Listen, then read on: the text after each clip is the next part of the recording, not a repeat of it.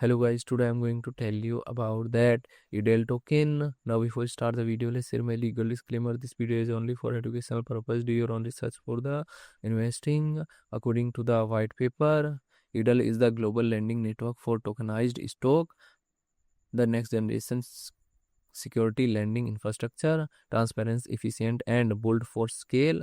By accepting tokenized equities from Ondo X stocks and others as collateral, Edel Finance brings securities lending on chain and allows users to earn rent on their stocks and to build long term and short trades without utilizing perpetual exchanges. Edel project institute setting is 3.5.